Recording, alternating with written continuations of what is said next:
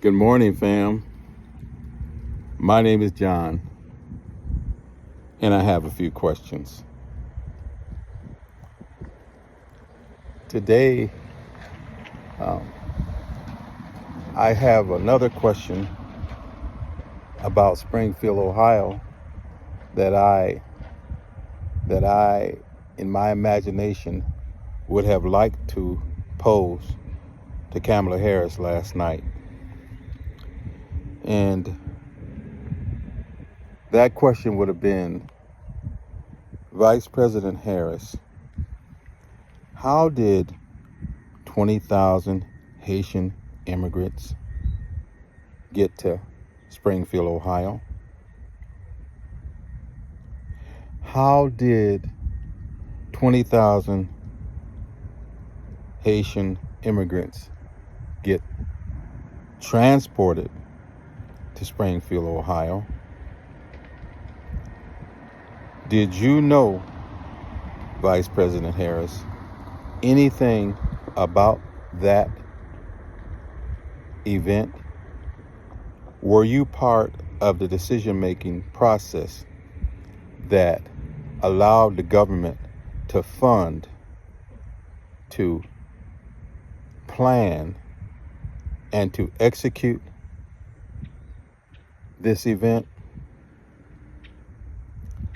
What are your thoughts on 20,000 Haitian immigrants thrust upon the city of Springfield, Ohio, without any prior notice, without any public policy discussion in terms of the municipality itself agreeing to a move of this nature, a move that will unquestionably disrupt their city, a move that will put enormous strain on the resources of that city, that county, that state? What was your involvement, if anything, Vice President Harris? These are questions that I would have posed to Kamala Harris in last night's debate. And these are questions that should be posed to her in the very near future. A government that doesn't explain its actions, a government that refuses to at least brief us, allow us time to make some kind of adjustments for an oncoming action, a government that completely ignores the impact a move it makes would have on a city like Springfield, Ohio, is a government that, fam, I must oppose that government. So I have never been a Trump supporter. I never voted for Donald Trump. I never supported Donald Trump. But in addition to my objection to the weaponization of the Department of Justice in their most lynch mob-like pursuit and prosecution of Donald Trump, I have other grievances against this current administration that almost forced me to come against them. And in conjunction with talking a little bit about last night's debate, I want to list a few of my grievances. As I said, ladies and gentlemen, I'm an old man, and I just can't abide. I can't make the adjustment. Maybe I'm too old, but I can't make the adjustment to little Johnny going to school, saying goodbye to his mom, and little 10-year-old Johnny coming home, telling his mom his name is Joanne. And when mommy asked little Johnny, well, uh, how did you know your name is Joanne? And little Johnny says, well, uh, Mom, my teacher told me. We played dress up, and my teacher told me I look good as a girl. I don't know if that's the way these scenarios are playing out, ladies and gentlemen. I'm not sure. But what I am sure is that I find it totally objectionable. And I am totally against it. And so if someone were to say to me, well, John, what people do is none of your business, that's a fact. But when you pass laws telling me, an old man with a few questions, old man named John, when you pass laws telling me that I must observe and respect the decision an individual makes before they're even 12 years old, that I must call them he because she said she's a he, or I must call her a her because he said he's a her. Hey, I'm not down with that, fam. I can't get with that. I mean, like people say, hey, do you, but don't force me to recognize your lunacy, to recognize what presents to me as clear evidence of some sort of mental pathology at work. There's something going on mentally here that we need to address as individually and as a society. We need to have some public policy discussions about this.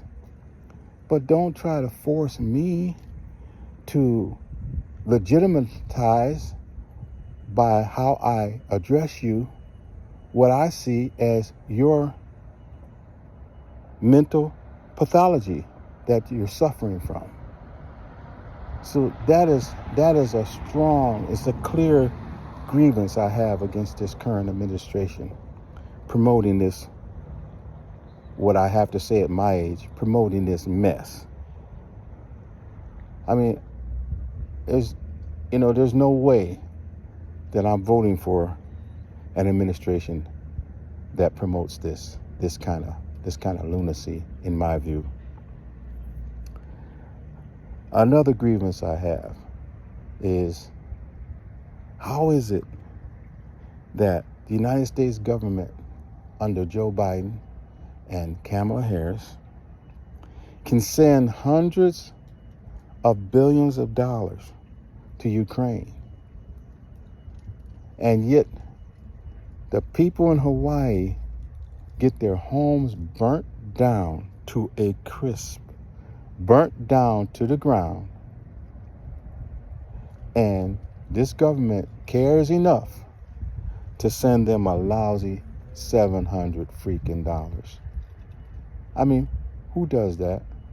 I mean, I can't imagine, if I were president of the United States, I can't imagine having the nerve to do something like that.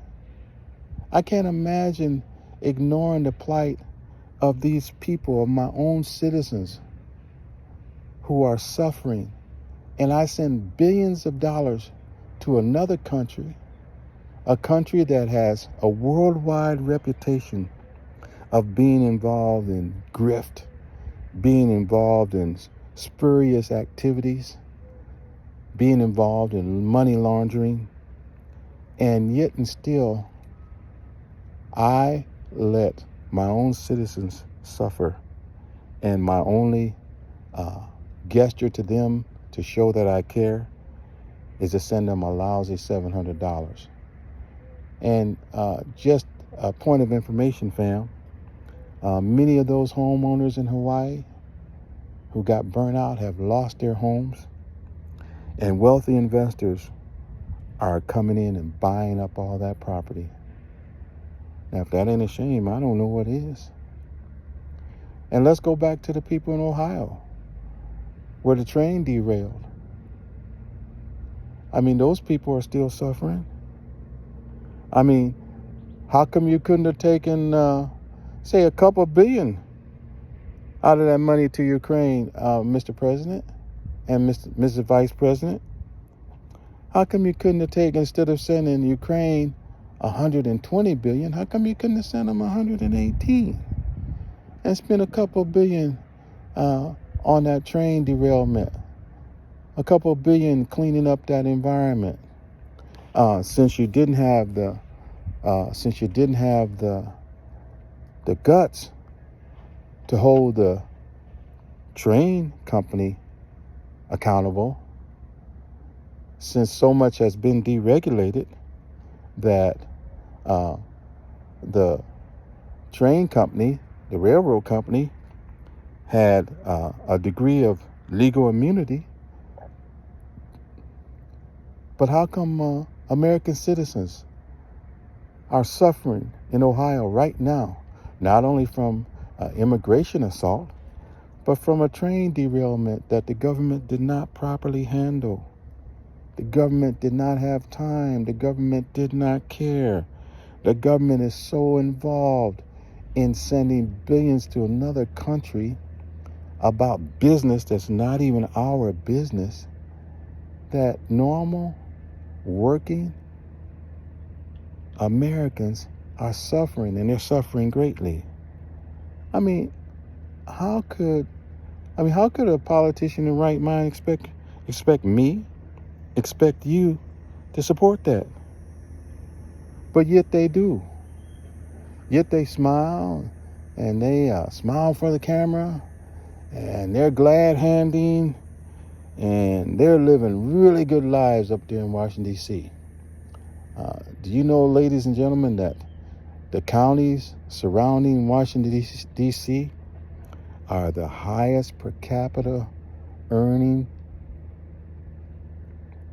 counties in the country?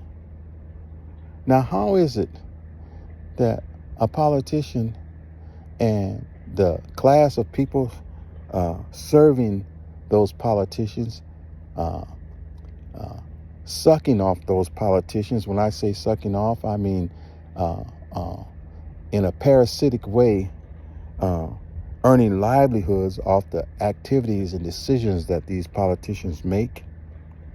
How is it that they're becoming so wealthy and the country is suffering? I mean, isn't that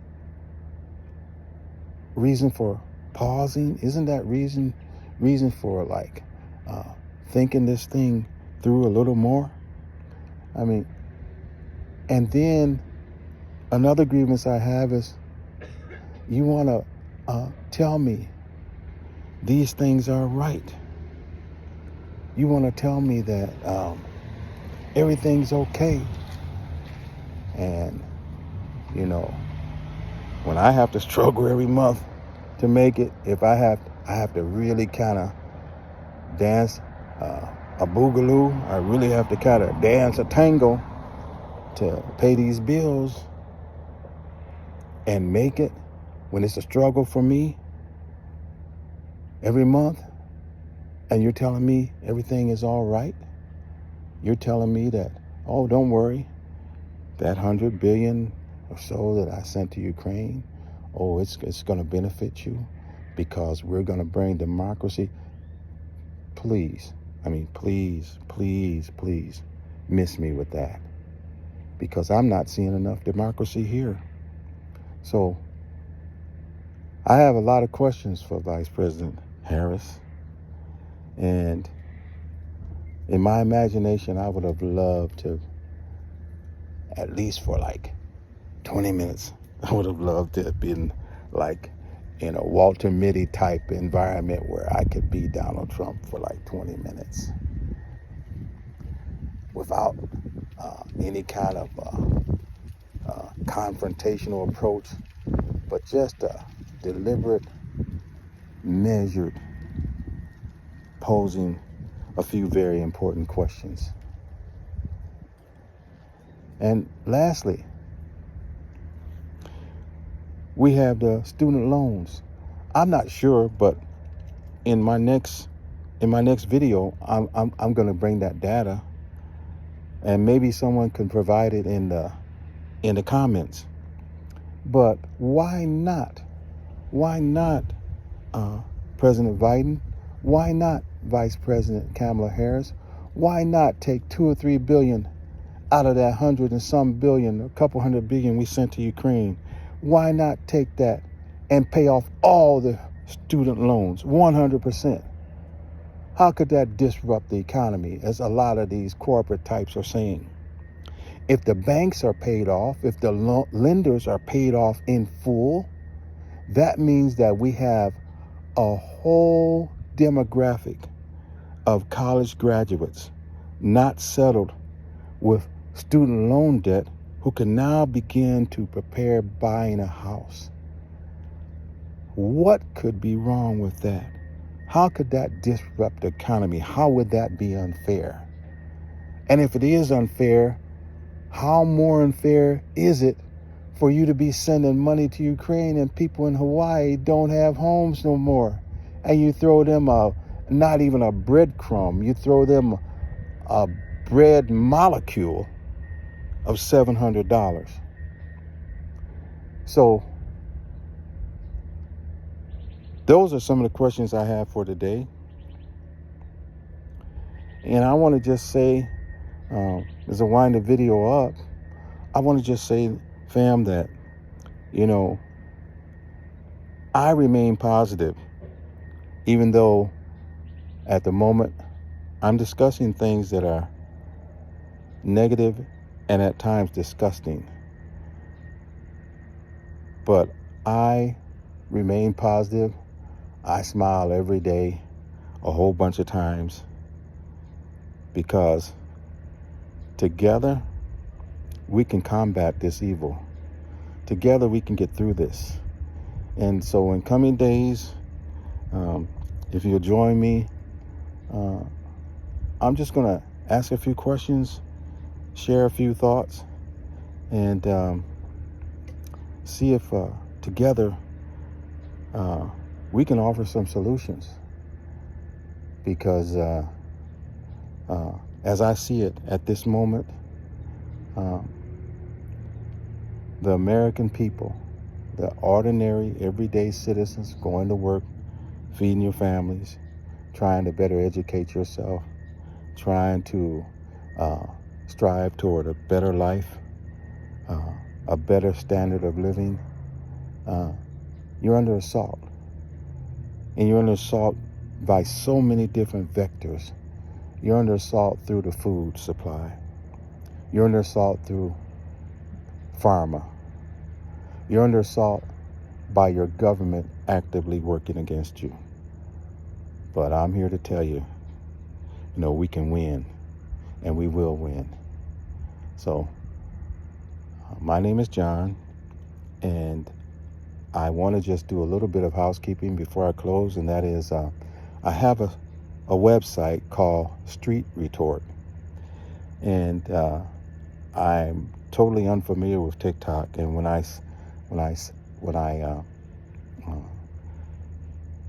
set the channel up, I didn't do it properly, but I just want to let you all know that is my channel. It's called Street Retort, STREETRETORT. And that title, fam, represents me, a person who has no extended formal education, a person who spent half his life running these streets here in America, but a person who's learned and got my degree through the School of Hard Knocks, and a person who wants to offer some input into the issues we face today from a street perspective, from a just everyday working man walking the street, driving the street, just an everyday working man common perspective. Because I think there's value in that. And so I just want to alert you to the fact that my My website is called Street Retort on Patreon, and um, that's all I'll say for now. God bless. Love you. Thank you for listening to me, and we'll see you soon.